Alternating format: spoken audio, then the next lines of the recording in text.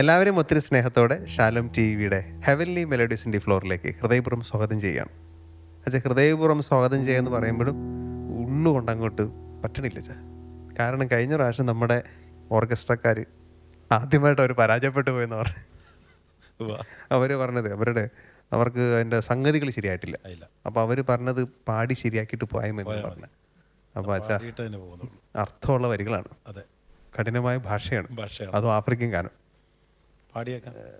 ജോബിനെ നമുക്ക് ഞങ്ങളായിട്ട് തുടങ്ങണോ നിങ്ങളായിട്ട് തുടങ്ങി തരുമോ? എങ്ങനെയത് ചെയ്യണ്ടേ? നല്ലതായിട്ട് ചില്ലായിട്ട് നമുക്ക് തുടങ്ങാം അല്ലേ? തകർക്കാം.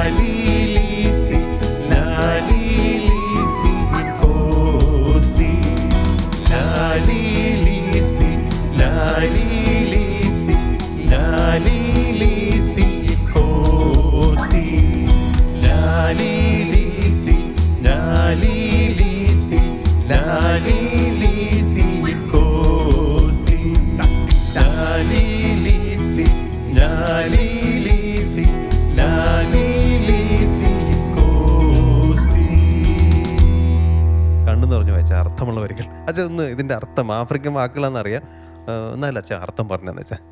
എന്റെ വിപിനച്ച എന്നോട് അർത്ഥം ചോദിക്കരുത്, എനിക്കിതിന്റെ അർത്ഥം ശരിക്കും അറിയത്തില്ല. ആഫ്രിക്കയിൽ ഉണ്ടായിരുന്നല്ലേ അച്ഛാ? ഉണ്ടായിരുന്ന അച്ഛാ, ഞാനേ ആഫ്രിക്കയിലൊരു കാര്യം എന്ന് പറഞ്ഞാൽ ഇംഗ്ലീഷ് മതിയായിരുന്നു. അപ്പോഴ് ഈ ആഫ്രിക്കൻ ഭാഷയുള്ള എനിക്ക് 3 പള്ളികളായിരുന്നു. എന്തായാലും വെച്ചാൽ ഇടയ്ക്കും ചോദിച്ചിട്ട് കോസിയുടെ അർത്ഥം അറിയാമോ? നമ്മുടെ കോശിയായിട്ടൊന്നും ബന്ധമില്ലല്ലോ അല്ലേ? കോശിയായിട്ടൊരു ബന്ധമില്ല. ഇൻകോസിയാണ്. ഇൻകോസി ദൈവത്തെ കുറിച്ചാണ് പറയുന്നതെന്ന് എനിക്ക്. ദൈവമാണ് അച്ഛൻ്റെ എനിക്ക് തോന്നുന്ന ഒരു നല്ലൊരു കാലം, അച്ഛൻ്റെ ഒത്തെടുക്കാനായിട്ട് ഏറ്റവും ആഗ്രഹിക്കുന്ന ഒരു കാലം ആഫ്രിക്കയിലുള്ള അച്ഛൻ്റെ അല്ലേ?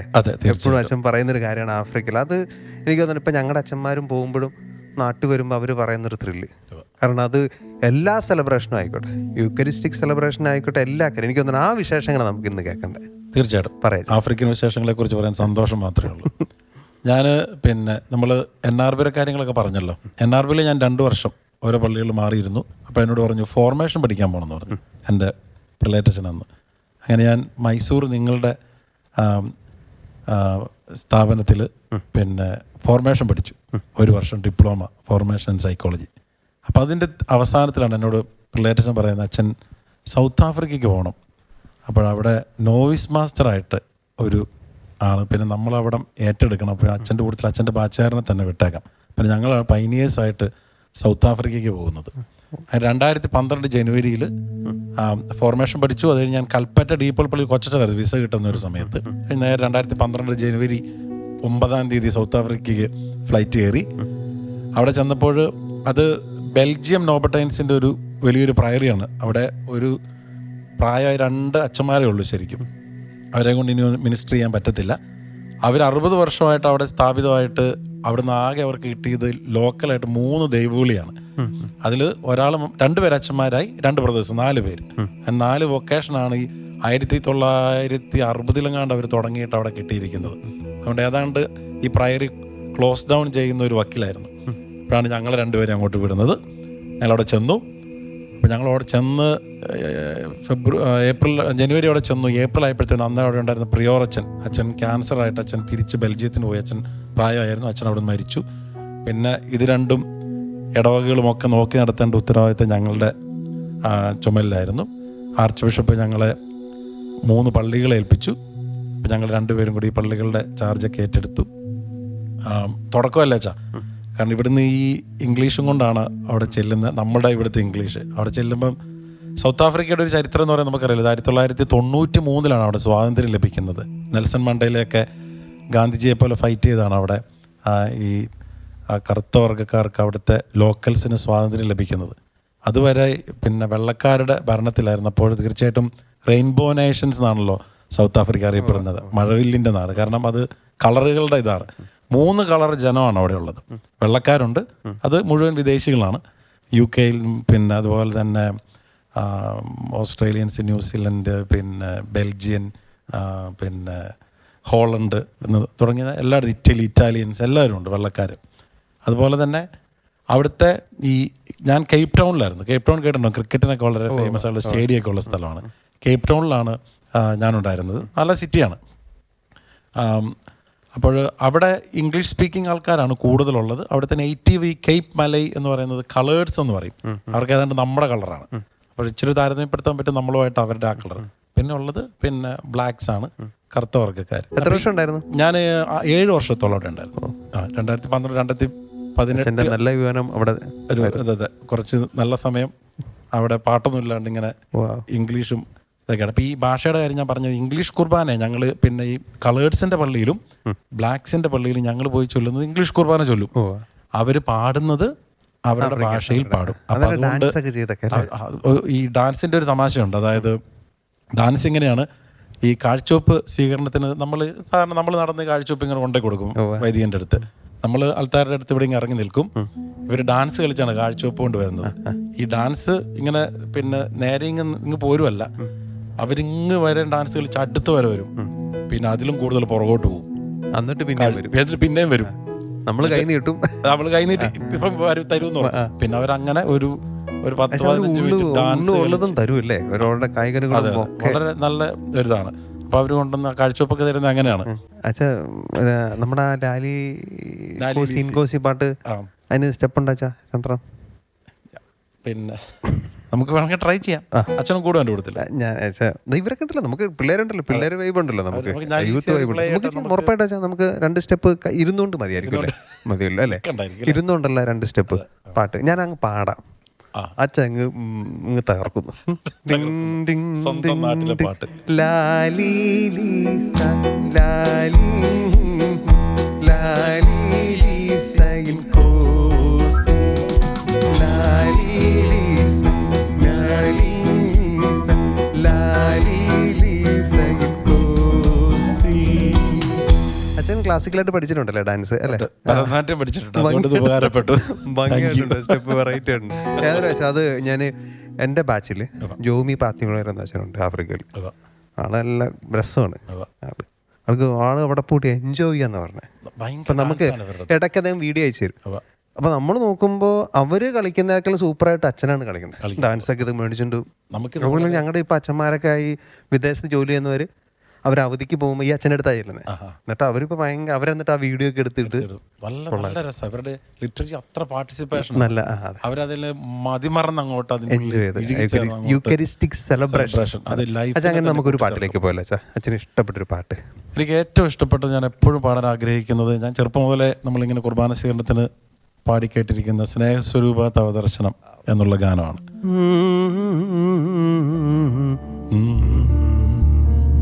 അങ്ങനെ നമുക്ക് ആ പാട്ട് പാടാം.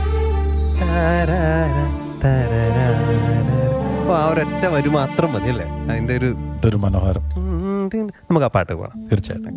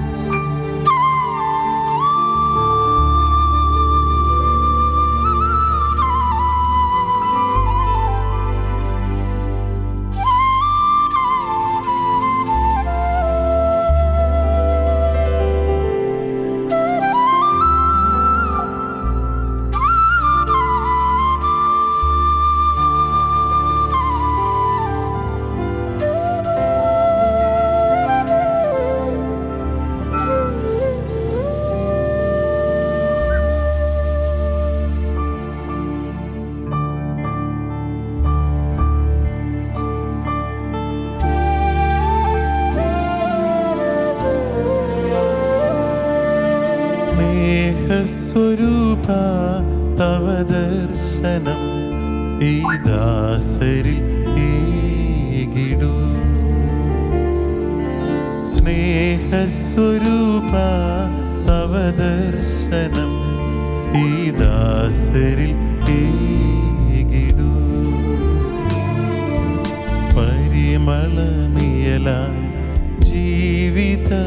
മലരിൽ അനുഗ്രഹവർഷം ചൊരിയണമേ ചൊരിയണമേ.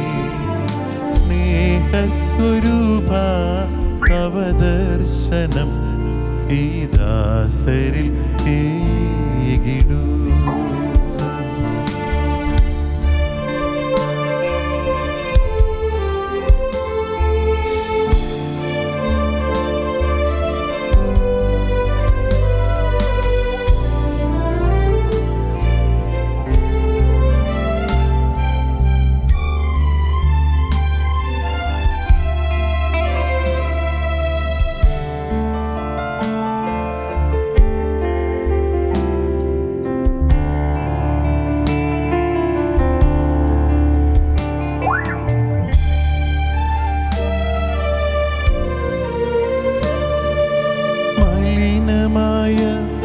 ഈ മൺകുടമങ്ങേ തിരുപാദ സന്നിധിയിൽ, മലിനമായ ഈ മൺകുടമങ്ങേ തിരുപാദ സന്നിധിയിൽ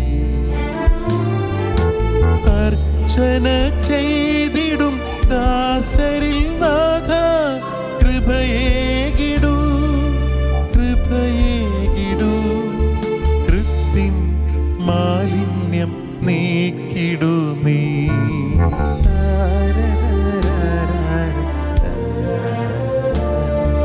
സ്നേഹസ്വരൂപ തവ ദർശനം ഈ ദാസരിൽ ഏകിടൂ. പരിമളമിയല ജീവിത മലരിൽ അനുഗ്രഹവർഷം ചൊരിയണമേ ചൊരിയണമേ. സ്നേഹസ്വരൂപ തവ ദർശനം ഈ ദാസരിൽ ഏകിടൂ.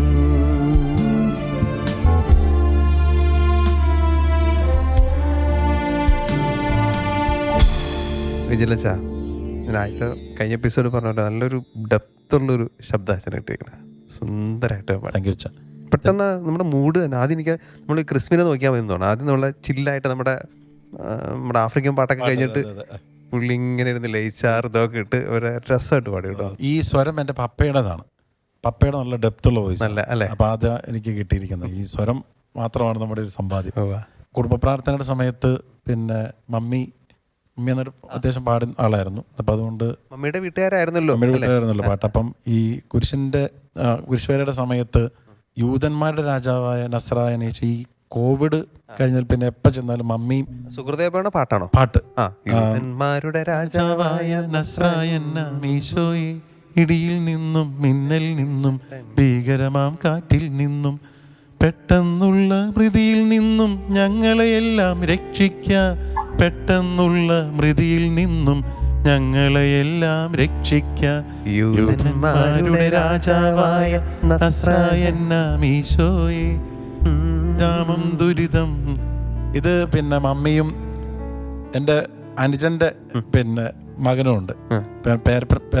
അച്ഛൻ പേപ്പാന്നാണ് വിളിക്കുന്നത്. അപ്പം അവന് ഒരു 3-ാം വയസ്സ് മുതൽ ഇത് പാടും. അപ്പം മമ്മി എല്ലാ ദിവസവും പാടുന്നതുകൊണ്ട് ഈ പാട്ട്. അപ്പോൾ പിന്നെ കുരിശുവേലയുടെ സമയത്ത് ഇത് വളരെ നിർബന്ധമുള്ളൊരു പാട്ടാണ്. മമ്മിയും എൻ്റെ ഈ പിന്നെ ഞങ്ങളുടെ ഒരു സുഹൃദേവായിരുന്നു ഇത് തന്നെ, യൂതന്മാരുടെ രാജാവ് നസ്രായനീശോടുത്ത് ഞങ്ങൾ രക്ഷിക്കണേ. കുഞ്ഞിലെ ഇങ്ങനെ അപ്പം റിപ്പീറ്റ് നല്ല മനോഹരമായ പാട്ടാണ് അതെ. പിന്നെ മമ്മിക്ക് ഞാൻ ചെല്ലുമ്പോൾ ഏതെങ്കിലും ഒരു പാട്ട് പാടും. ഞങ്ങളിങ്ങനെ കുടുംബ പ്രാർത്ഥനയും എല്ലാവരും വരുവാണെങ്കിലും ഇപ്പോൾ പിന്നെ ആൻറ്റിമാരും എല്ലാവരും വരുവാണ്. വിജി ഒരു പാട്ട് പാടും. വിജി എന്ന് വിളിക്കുന്നത് വീട്ടിൽ സ്നേഹത്തോടെ എല്ലാവരും വിജി മോനെ. അപ്പൊ അതുകൊണ്ട് വിജി അച്ഛനാണ് വിളിക്കണേ, വിജിൽ അച്ഛനാണ് വീട്ടിലിങ്ങനെ അച്ഛാന്ന് വിളിക്കും. വിജി അച്ഛന്മാര് വിജിലച്ചാന്ന് വിളിക്കും. ബാച്ചേരനെ വിളിക്കണേ ബാച്ചർ വിജിലെ വിജിന്ന് വീട്ടിലുള്ള പേര് മാത്രമേ ഉള്ളൂ. അതെ. അപ്പൊ ഞാൻ കനിവിന്റെ നിറവാർന്ന ഒരു അമ്മ ഞാൻ എപ്പോഴും പിന്നെ വീട്ടില് പ്രാർത്ഥനയ്ക്ക് കൂടുമ്പോൾ എൻ്റെ വക അതെനിക്കൊരു ഇഷ്ടപ്പെട്ട പാട്ട്, അമ്മയ്ക്ക് ഇഷ്ടപ്പെട്ട ഒരു പാട്ടാണ്. നമുക്ക് ആ പാട്ടിലേക്ക് പോകാം, നമുക്ക് പാടിയേക്കാം. നല്ല പാട്ടല്ലേ, മനോഹരമായ വിൽസം ബറോൻ ചേട്ടൻ പാടിയ നല്ല നല്ല ഗാനമാണ്.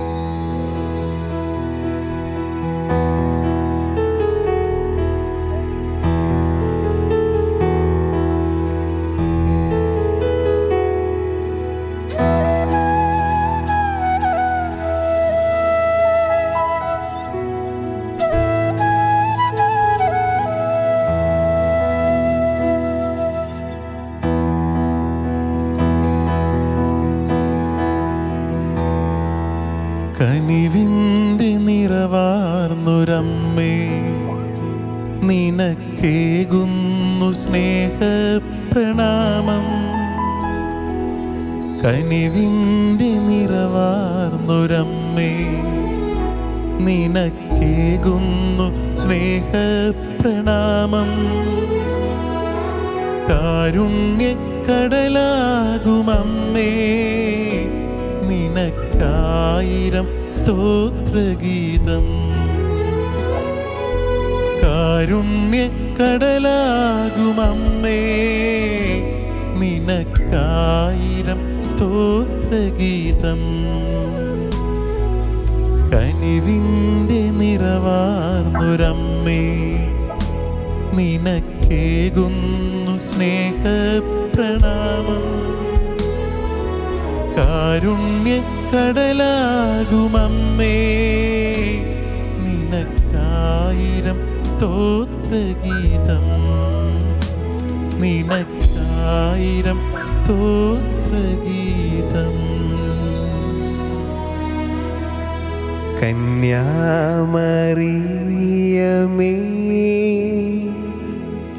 എന്നാളും സ്തുതിക്കുന്നേ, നീ തന്നതു കനിവിൻ നിറകൂടം ഞങ്ങൾക്കായി. അമ്മേ വണങ്ങിടാം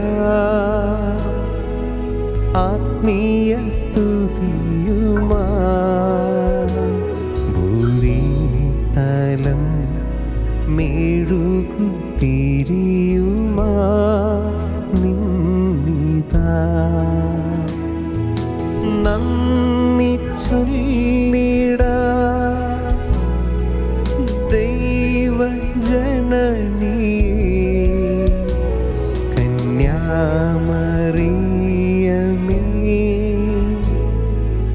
എന്നാണ് സ്തുതിക്കുന്നേ, നീ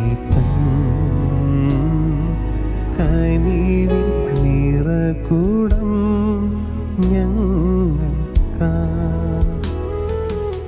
എപ്പോഴും എപ്പം മാതാവിൻ്റെ പാട്ട് പാടിയാലും അമ്മച്ചിന് ഓർമ്മ വരും അല്ലേ നമുക്ക്? ഓർമ്മ വരും അല്ലേ? എന്ത് 1000 തിരികൾ പരിശുദ്ധമ്മയുടെ മുമ്പിൽ കൊണ്ട് കത്തിക്കുമ്പോഴും സ്വന്തം അമ്മയെ സ്നേഹിച്ചില്ലെങ്കിൽ അല്ലേ?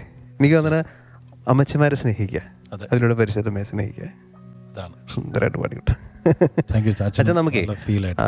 അച്ഛനൊരു വേറെ നമ്മൾ നേരത്തെ ഭക്ഷണം കഴിച്ചുകൊണ്ടിരുന്നപ്പോൾ ഒരു കാര്യം പറഞ്ഞാൽ പിതാവിന് അച്ഛനെ ആ ഒരു വിശേഷം പോണല്ലോ. അത് പറയാം. എൻ്റെ ഒരു ഭാഗ്യം എന്ന് പറഞ്ഞാൽ, പിന്നെ ഞങ്ങളുടെ ഈ മാനന്തവാടി നോബർട്ടൈൻസിന് പിന്നെ ഞങ്ങൾക്ക് 2 പേർക്ക് മാത്രമേ ഒരു നോബർട്ടൈൻ പിതാവ് പട്ടം തന്നിട്ടുള്ളൂ.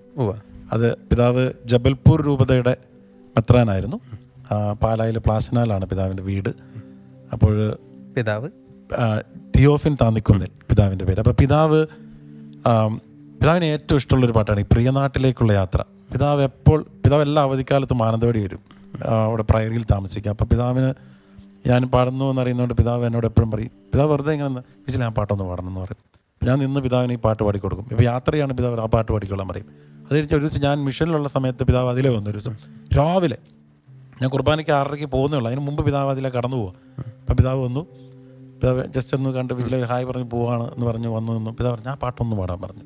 അപ്പോൾ അങ്ങനെ പിതാവ് പിന്നെ ഭയങ്കര ഞാൻ പിതാവിനോട് എന്നിട്ട് ഈ മറ്റച്ഛന്മാരോട് അവിടെയുള്ള വേറൊരു പ്രൊവിൻസാണ് നോബർട്ടൈൻസിൻ്റെ അവർ. അപ്പോൾ അവിടുത്തെ അച്ഛന്മാരും പറയും പിതാവ് അവിടെയുള്ള മലയാളി അച്ഛൻ പാടുന്ന മലയാളി അച്ഛന്മാരെയും കൊണ്ട് ഈ പാട്ട് എപ്പോഴും പാടിപ്പിക്കും. പിതാവ് മരിച്ചുപോയി. വളരെ മനോഹരമായിട്ട്, പ്രത്യേകിച്ച് നമ്മൾ ആ സ്വർഗനാട്ടിലേക്കുള്ള പ്രിയനാട്ടിലേക്കുള്ള യാത്രയെ നമ്മുടെ ജീവിതത്തിൻ്റെ അനശ്വരതയെക്കുറിച്ച് ഓർമ്മിപ്പിക്കുന്ന വളരെ മനോഹരമായിട്ടുള്ളൊരു. അതെ, സംസ്കൃതത്തിലൊരു ശ്ലോകമുണ്ട്, അർത്ഥം ഗൃഹേ നിവർത്തതേ ശ്മശാനെ പുത്രബന്ധവ. അതെ, സുഹൃതം ദുഷ്കൃതം ശൈവശാശ്വത മനസ്സിതി. അർത്ഥം സ്വത്ത്, നീ നിന്റെ എന്താണ് പറയുക, നിന്റെ ജീവിതം കൊണ്ട് മുഴുവൻ അധ്വാനിച്ചൊക്കെ മരണം കൊണ്ട് തീരുന്നു. ശ്മശാനം വരെ, കുഴിമാടം വരെ നിന്റെ പ്രിയമുള്ളവർ നിന്നെ അനുഗമിക്കും. അതിനും അപ്പുറം എന്തെങ്കിലും ഒരുവൻ അനുഗമിക്കുന്നുണ്ടെങ്കിൽ ഒന്നുകിൽ നീ ചെയ്ത സുഹൃത്തുക്കൾ അല്ലെങ്കിൽ ദുഷ്കൃതികൾ.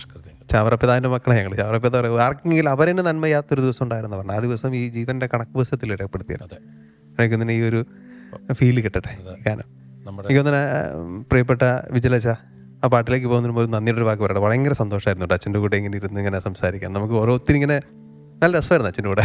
ഒത്തിരി Thank you, വിപിനേഷ്. നമ്മൾ മുമ്പ് ഒത്തിരി കണ്ടിട്ടുണ്ട്, പരിചയപ്പെട്ട ശേഷം നമുക്കിങ്ങനെ സമയം പോകുന്ന അറിയത്തില്ലാത്തൊരു അച്ഛൻ ഇങ്ങനെ സന്തോഷമായിരുന്നു. കൊണ്ടുപോകും. അതെ. നമുക്ക് അങ്ങനെയാണെങ്കിൽ പിതാവ് എപ്പോഴൊക്കെ വിജിലച്ചനെ കാണുമ്പോഴൊക്കെ പാടിപ്പിക്കുന്ന ആ പാട്ട്, നമുക്ക് ആ ഒരു പാട്ടോടെ പാടാം. ഈ ഒരു എപ്പിസോഡ് നമുക്ക് വൈൻഡ് അപ്പ് ചെയ്യാം.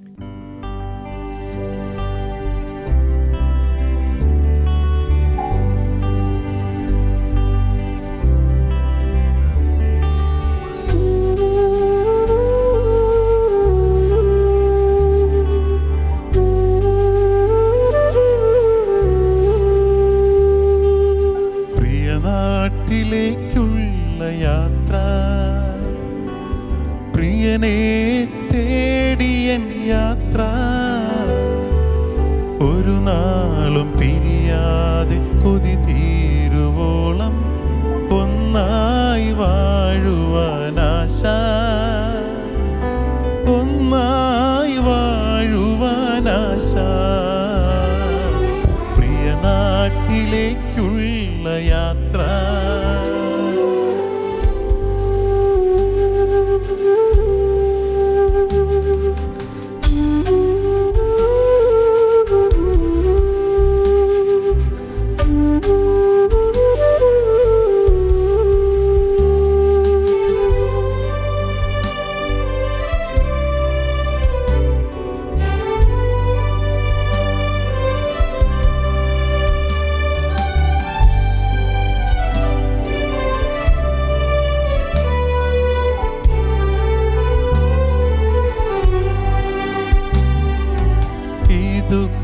സാഗരം എത്ര നാളായി ഞാൻ താണ്ടുന്നു, തളരുന്നു തിരയിൽ. ഈ ദുഃഖ സാഗരം എത്ര നാളായി ഞാൻ താണ്ടുന്നു, തളരുന്നു തിരയിൽ. ഇനി എത്ര ദൂരം മുന്നോട്ടു നീങ്ങണം ആ സ്നേഹതീരം പുൽകാൻ. ഇനി എത്ര ദൂരം മുന്നോട്ടു നീങ്ങണം ആ സ്നേഹതീരം പുൽകാൻ, ആ സ്നേഹതീരം പുൽകാൻ. പ്രിയ നാട്ടിലേക്കുള്ള യാത്ര, പ്രിയനെ തേടിയൻ യാത്ര, ഒരു നാളും പിരിയാതെ കൊതി തീരുവോളം ഒന്നായി വാഴുവാനാശ, ഒന്നായി വാഴുവാനാശ, പ്രിയ നാട്ടിലേക്കുള്ള യാത്ര.